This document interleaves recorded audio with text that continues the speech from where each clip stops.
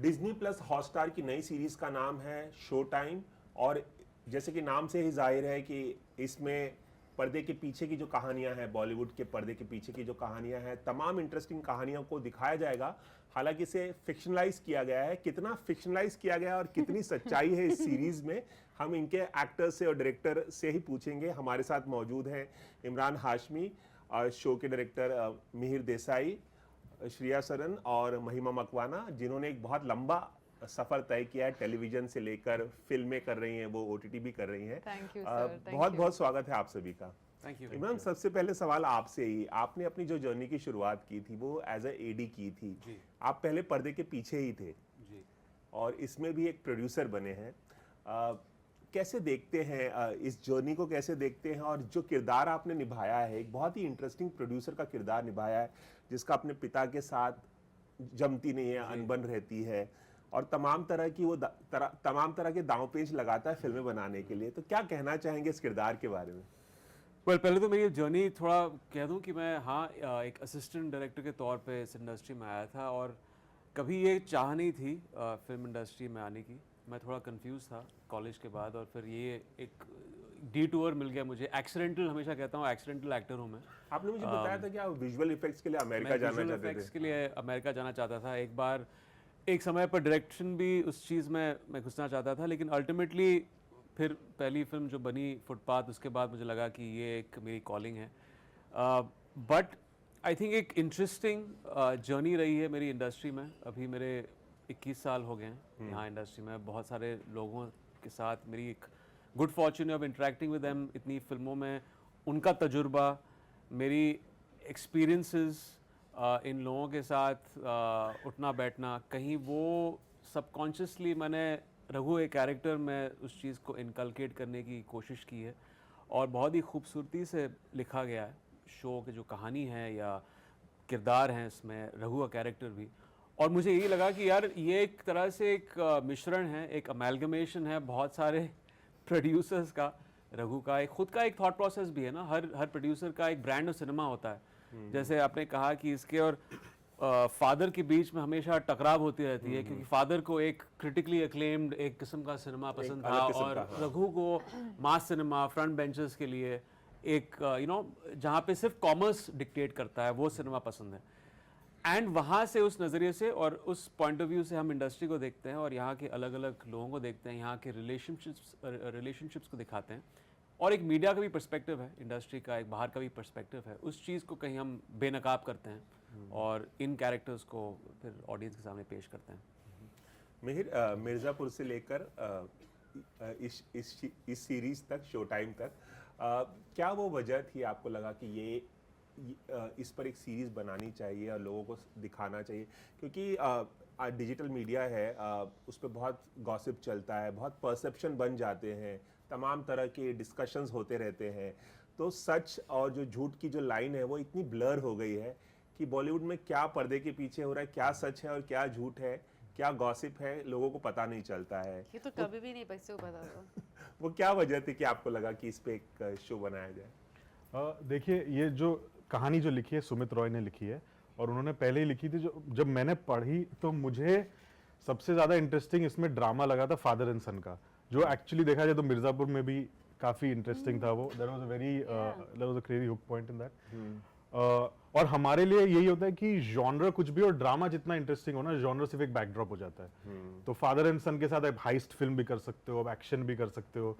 तो वो बहुत इंटरेस्टिंग था कि मिर्ज़ापुर के बाद अभी बंदूक बहुत हो गया, अब क्या कर सकते हैं। तो इसमें तो डायलॉग बाजी आएगा, बॉलीवुड है तो। So that draw was very interesting, and the way Sumit wrote it, Archit co-directed with us.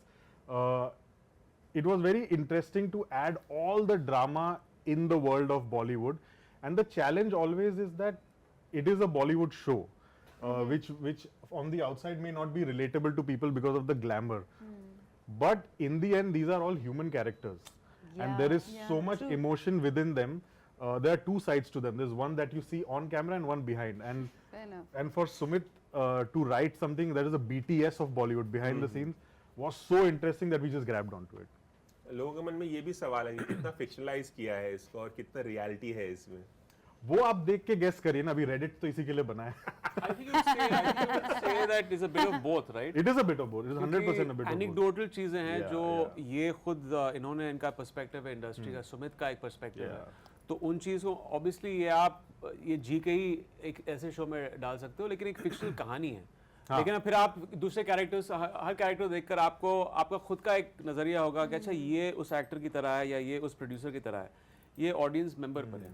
I think we So all have subjective है। preconceived notion of every actor, right? We think they are like that, they're like this. So it's interesting because people can imagine and think what they want to think. ये सब आपको हिंदी में बोलना है। हमारा एक प्रीकंसीव notion रहता है ना लोगों के लिए कि ये ऐसे हैं, ये वैसे हैं।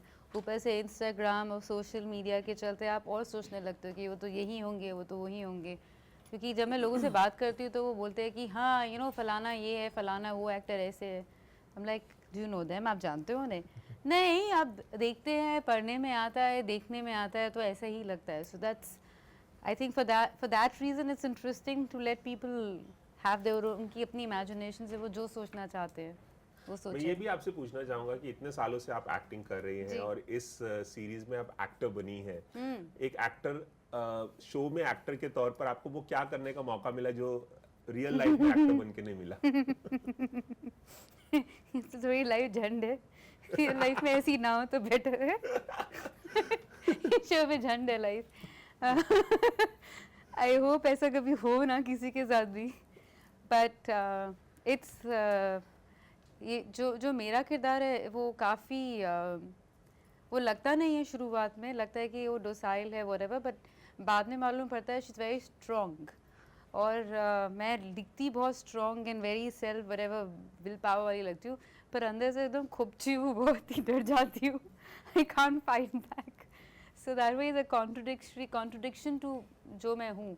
और ऐसा जब किरदार मिलता है तो उसे करने में और मज़ा आता है, because I think as an actor यही तो मज़ा है, यू प्ले कैरेक्टर्स जो आप नहीं हैं, जो आप कभी हो नहीं सकते, जो आप अभी इमेजिन भी नहीं कर सकते हो। शो में ऐसा भी दिखाया गया, फेवरेटिज्म भी बहुत होता है। तो ये अपनी गर्लफ्रेंड मौनी रॉय को वो किरदार नहीं देते, वो फिल्म में काम करने का मौका नहीं देते और आपको देते हैं। तो फेवरेटिज्म को भी काफी दिखाया, तरजीह दी गई है इसमें।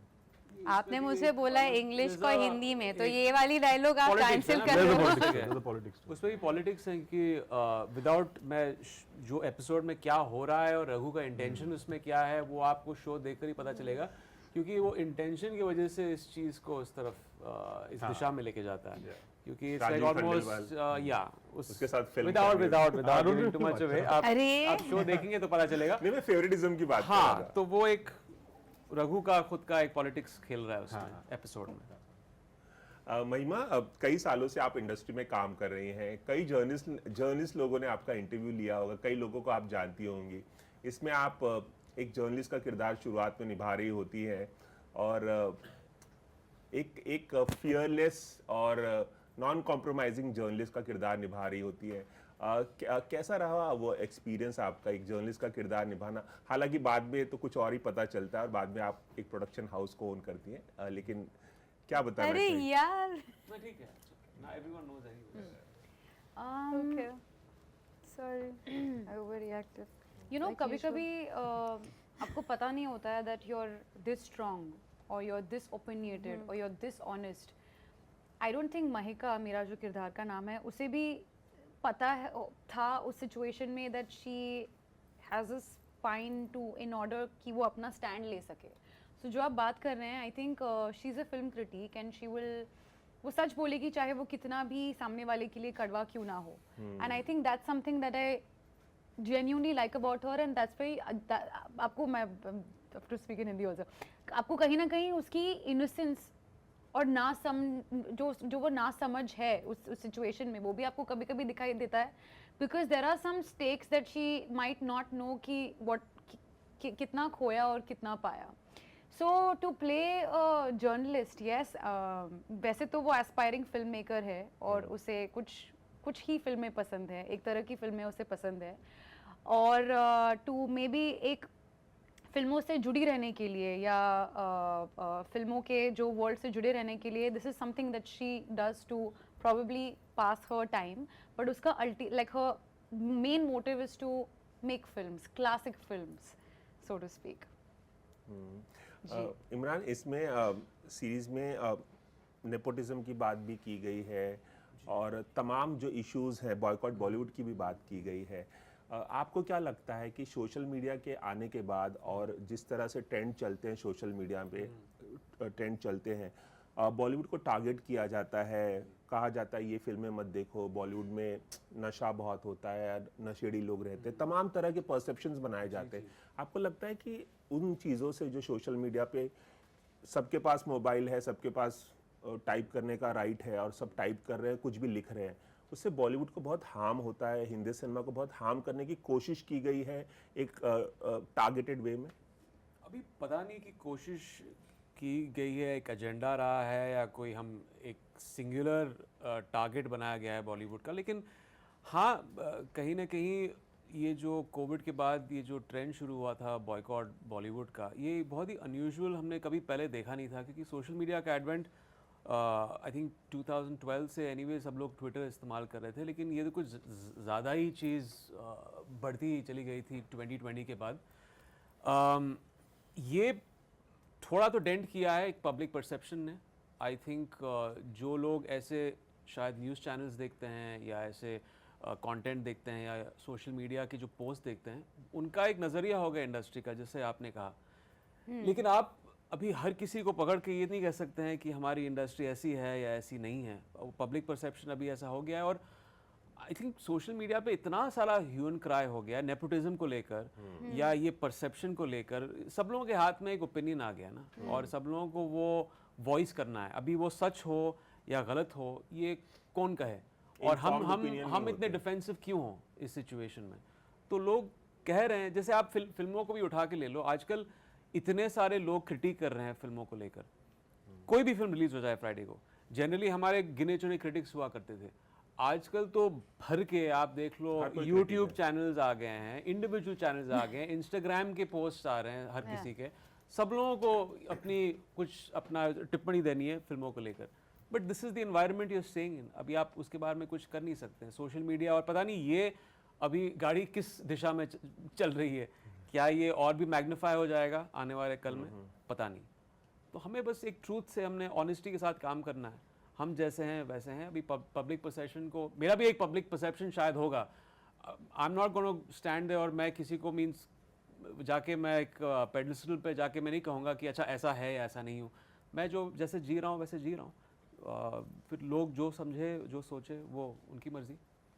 अच्छा, मैं आप सभी से ये भी पूछना चाहूँगा, जब इसकी बात हो ही रही है कि सोशल मीडिया पे किस तरह से तमाम तरह की बातें होती हैं, परसेप्शन बनाए जाते हैं, आप सभी ने अपने अपने बारे में एक एक चीज़ जो सुनी हो या पढ़ी हो, जिसने आपको हर्ट किया हो या बहुत वियर्ड सा लगा हो, कि आपको यकीन ही नहीं आया हो कि ये क्या लिख रहे हैं लोग मेरे बारे में, क्या कह रहे हैं लोग। महिमा?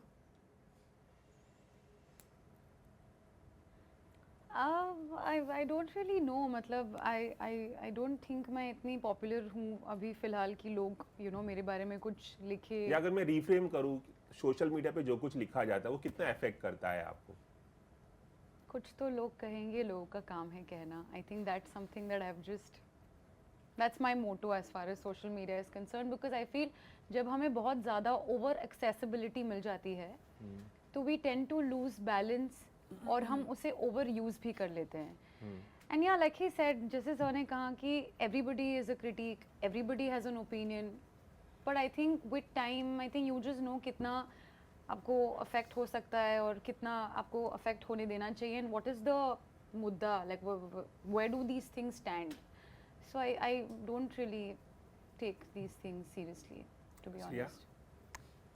I think after COVID, one good thing happened was cinema came closer. हम एक दूसरे की फिल्म देखने लगे। पहले अगर आपको फलाना तमिल फिल्म देखनी थी तो अगर आप चेन्नई में हो या you will miss that film, तो pirated देखनी पड़ती थी, which is very wrong.